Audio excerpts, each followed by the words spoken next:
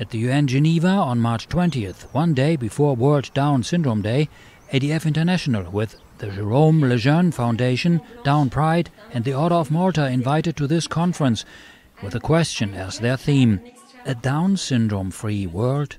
We participate at the Human Rights Council in the debates on the rights of persons with disabilities. We wish this event success and that the persons who have this condition can live a normal life amongst us all. One objective was to alarm the authorities in charge about so-called prenatal testing and routine selection to be introduced into the health systems of several countries, which is a violation of human rights. This is a very, very difficult battle, a long, protracted battle, and actually this is only one battlefield here. But the main battlefield is within families, with medical doctors, in health ministries, possibly even in churches. In the USA, 61 to 93% of pregnancies with the diagnosis of Down syndrome are terminated, and in France, termination rates are 96%.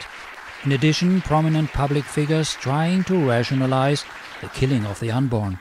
Aborting because you've been diagnosed by an amniocentesis of having a Down syndrome child is surely not a worse reason for aborting than aborting just because you feel like it. We cannot discriminate them. God gives us the life, and we are not the ones to take the life from these unborn children. They, as you, as I, as all of you, they have the right to live, and it's up to us to defend the right to life. In 1959, Dr. Jérôme Lejeune, a French pediatrician and geneticist, discovered the cause of Down syndrome. Part of the doctors, of the MDs, those who have the diploma, are not any longer practicing medicine. They are selectionists, they are abortionists, and they have taken responsibility which is beyond their wisdom.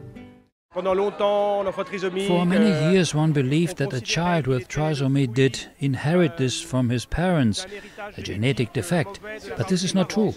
Jérôme Lejeune discovered that in fact it is a genetic accident which can happen to anyone.